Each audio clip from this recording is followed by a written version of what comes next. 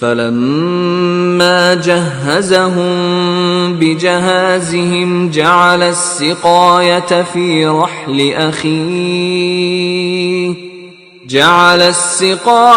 في رحل أخيه ثم أذن مؤذن أيتها العير إنكم لسارقون۔ جب ان کا اسباب تیار کر دیا تو اپنے بھائی کے شلیتے میں گلاس رکھ دیا، پھر جب وہ آبادی سے باہر نکل گئے تو ایک پکارنے والے نے آواز دی کہ قافلے والو تم تو چور ہو۔ قالوا وأقبلوا عليهم ماذا تفقدون، وہ ان کی طرف متوجہ ہو کر کہنے لگے کہ تمہاری کیا چیز کھو گئی ہے؟ قالوا نفقد صواع الملك ولمن جاء به حمل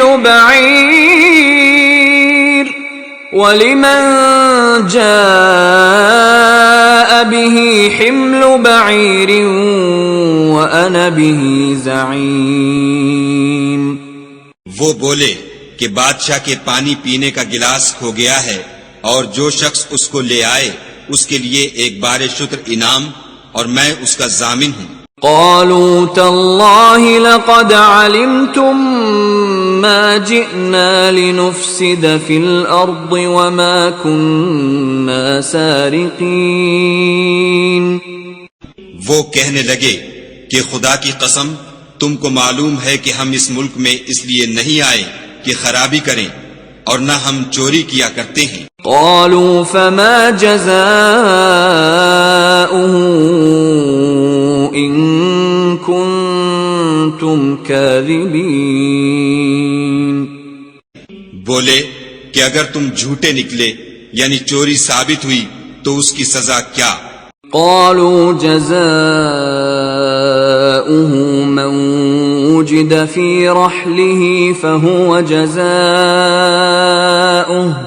كذلك نجزي الظالمين۔ انہوں نے کہا کہ اس کی سزا یہ کہ جس کے شلیتے میں وہ دستیاب ہو وہی اس کا بدل قرار دیا جائے، ہم ظالموں کو یہی سزا دیا کرتے ہیں۔ فبدأ بأوعيتهم قبل وعاء أخيه ثم استخرجها من وعاء أخيه كذلك كدنا ليوسف ما كان ليأخذ أخاه في دين الملك إلا أن يشاء الله نرفع درجات من نشاء وفوق كل ذي علم عليم۔ پھر یوسف نے اپنے بھائی کے شلیتے سے پہلے ان کے شلیتوں کو دیکھنا شروع کیا، پھر اپنے بھائی کے شلیتے میں سے اس کو نکال لیا۔ اس طرح ہم نے یوسف کے لیے تدبیر کی، ورنہ بادشاہ کے قانون کے مطابق وہ مشیت خدا کے سوا اپنے بھائی کو لے نہیں سکتے تھے۔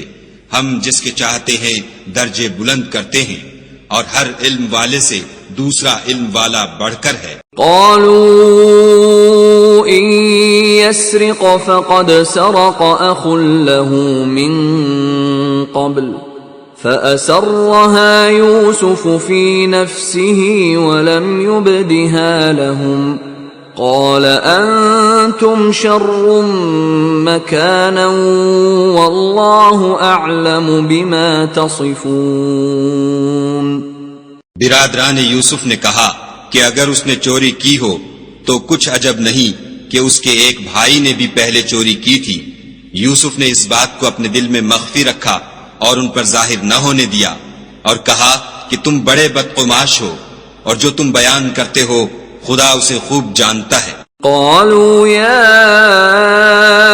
أيها العزيز إن له أبا شيخا كبيرا فخذ أحدنا مكانه إنا نراك من المحسنين۔